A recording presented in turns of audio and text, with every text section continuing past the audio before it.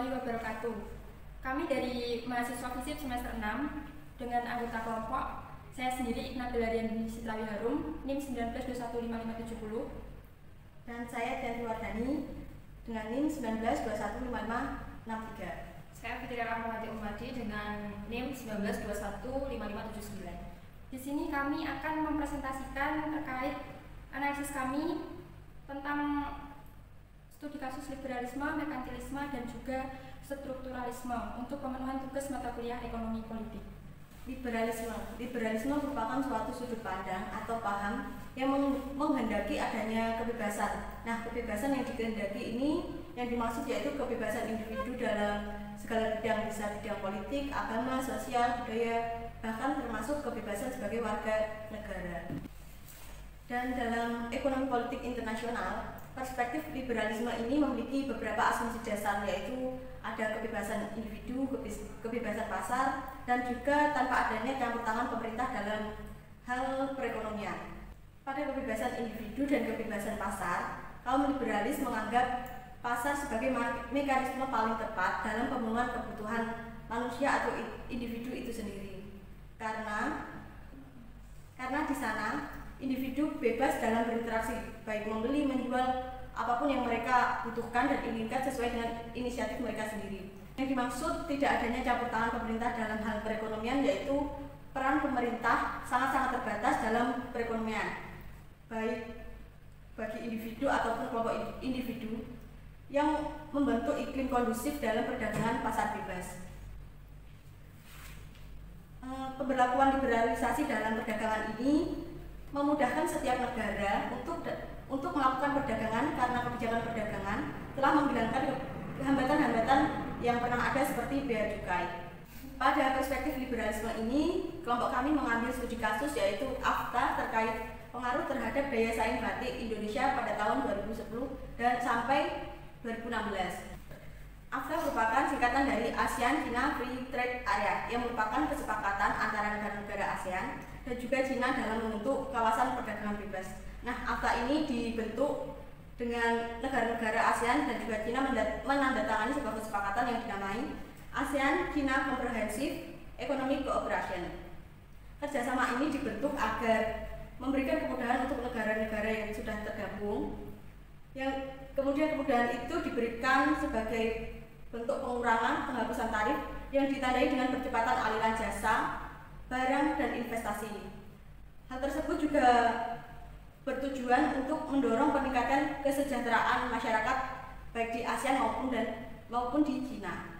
Adanya AFTA ini memudahkan antar negara melakukan kegiatan ekspor produk dari negaranya ke negara lain dengan tarif bea cukai yaitu 0%, sehingga produk yang diekspor memiliki harga yang relatif lebih murah. Misalnya produk dari Indonesia diekspor ke China, begitu pula sebaliknya. Sejak AFTA diterapkan, jumlah perusahaan yang masuk ke Indonesia dan juga berinvestasi semakin banyak. Hal tersebut juga kemudian mengakibatkan berbagai produk Cina masuk ke Indonesia dan menguasai pasar lokal. Misalnya produk-produk tekstil, mesin, elektronik, dan juga transportasi. Dengan harga yang relatif lebih murah menjadi daya tarik untuk memikat keinginan masyarakat Indonesia untuk membeli barang produk Cina tersebut daripada membeli produk-produk yang dibuat oleh usahawan lokal di Indonesia. Selain membuka peluang bagi produk Cina masuk ke Indonesia, kerjasama AFTA ini juga membuat peluang bagi Indonesia untuk mengekspor produk lokalnya ke negara lain. Nah, salah satu produk lokal yang berhasil menembus pasar perdagangan bebas yaitu batik. Batik merupakan warisan budaya Indonesia yang sudah diakui UNESCO. Selain itu, batik juga memiliki fungsi ekonomi yang sangat penting bagi bangsa Indonesia, yaitu bisa menciptakan lapangan pekerjaan, menambah devisa negara, dan juga sebagai sumber mata pencaharian khususnya bagi pengrajin batik itu sendiri. Namun masuknya produk batik pada perdagangan internasional juga membuka peluang bagi negara lain untuk meniru produk batik tersebut. Berdasarkan data Kemenperin, nilai ekspor batik dari 2010 hanya berkisar 22 juta US dollar dan terus meningkat pada setiap tahunnya sampai pada 2015 mencapai angka 156 juta US dollar atau sekitar 2,1 triliun. Dan sedangkan nilai impor tekstil motif batik dari Cina di 2014 mengalami penurunan sekitar 9,8 juta US dollar. Namun pada 2015 mengalami cukup peningkatan karena adanya penghapusan biaya tarif yang sudah dijelaskan pada penjelasan di awal tadi. Berdasarkan penjelasan tersebut, peningkatan nilai ekspor batik Indonesia ke negara lain, salah satunya Cina, menjadi salah satu bukti meskipun di Indonesia pasar lokalnya dikuasai oleh produk Cina. Salah satunya yaitu produk tekstil motif batik yang dijual Cina di Indonesia tidak mengurangi nilai batik yang tinggi karena ciri khas budayanya yang tidak dimiliki oleh budaya negara lain. Sehingga hal tersebut menjadi daya tarik batik Indonesia tetap diminati oleh negara lain dan mampu membuat Indonesia tetap bersaing pada persaingan pasar bebas internasional. Kesimpulannya di sini adanya kerjasama AFTA ini bagi Indonesia memiliki dua dampak, yaitu dampak positif dan dampak negatif. Dampak positifnya tentu saja memberikan kemudahan bagi Indonesia untuk menambah devisa negara dengan mengikuti arus perdagangan bebas sehingga meningkatkan nilai ekspor tanpa adanya hambatan tarif. Dan dampak negatifnya banyaknya produk lokal yang ditiru oleh negara lain, salah satunya batik. Nah, di sini saya akan menjelaskan terkait merkantilisme. Merkantilisme sendiri adalah pandangan tentang elit politik pembangunan negara modern. Nah, merkantilisme sendiri menganggap bahwa perekonomian tunduk pada pemerintahan.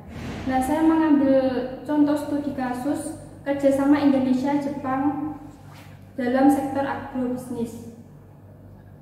Nah, Indonesia sendiri merupakan salah satu negara yang menjalin hubungan kerjasama baik dengan negara-negara lain. Jepang sendiri merupakan salah satu negara terbesar dalam sektor manajemen strategi politiknya yang diperhitungkan di kawasan Asia Pasifik. Dalam hal ini, Presiden RI Susilo Bambang Yudhoyono pada tahun 2007 beliau melakukan kesepakatan atau perjanjian yang disebut IJPA antara Indonesia dan juga Jepang terkait dengan ekspor kakao. Nah, di sini saya mengambil studi kasus ekspor kakao Indonesia ke Jepang. Selama periode 2011 sampai 2015, Indonesia memiliki kontribusi yang mendominasi terkait pengeksporan kakao yang berupa bentuknya itu mentega, pasta, lemak, dan juga biji kakao dengan kontribusi sebesar 10,86%. Nah, hal ini menjadikan Indonesia sebagai negara terbesar kedua pengekspor kakao setelah Belanda. Dalam hal ini, Jepang memberlakukan serangkaian kebijakan yang mana itu nanti dibuat untuk persyaratan pengeksporan kakao, yaitu kebijakannya berisi tentang pengemasan, cara pengemasannya itu bagaimana, lalu juga terkait dengan kesehatan, penjaminan kesehatannya itu seperti apa, ada bakterinya atau tidak, dan lain sebagainya. Nah, manfaatnya di sini adalah Indonesia dapat menjalin hubungan kerjasama yang baik dengan negara-negara lain, salah satunya juga Jepang.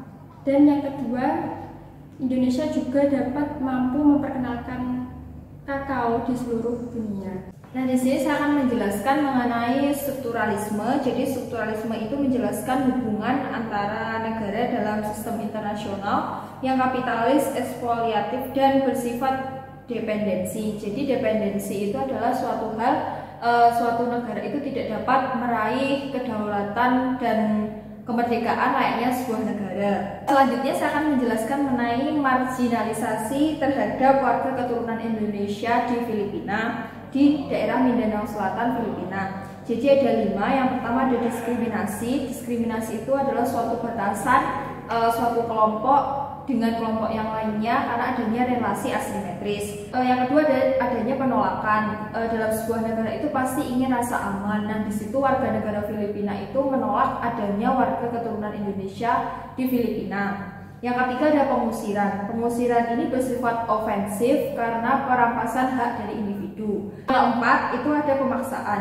Sumber daya terkuat itu dari pemerintah Filipina dan warga negara Filipina itu tidaklah sulit untuk menekan adanya kepentingan dari warga keturunan Indonesia di Filipina.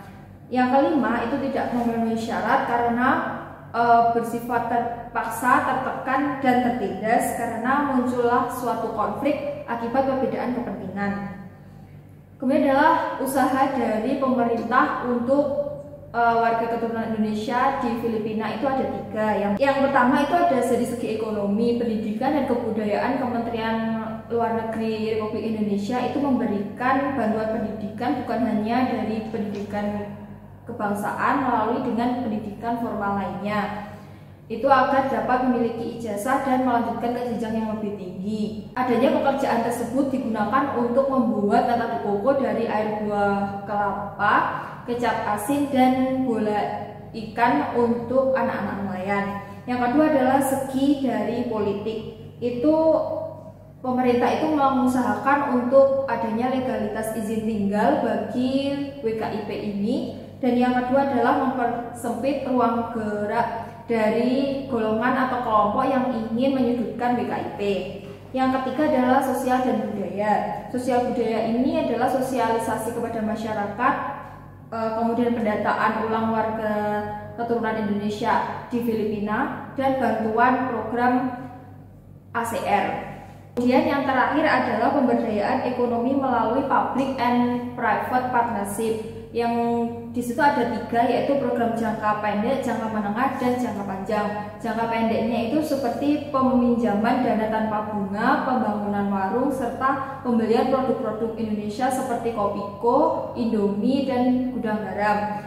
Kemudian jangka menengah itu adalah pembelian produk retail dari Kopiko dari PT Mayora Indah, Indomie dari PT Indofood, dan PT Gudang Garam, serta pembelian unit motor second hand untuk sales dan marketing officer. Yang terakhir itu ada jangka panjang. Jangka panjang ini yaitu mendirikan koperasi DIFS untuk produk ekspor impor dari Filipina ke Indonesia ataupun sebaliknya, serta pembelian mobil pick up untuk sales dan marketing officer. Sekian presentasi dari kami, ada kurang lebihnya mohon maaf. Wassalamualaikum warahmatullahi wabarakatuh.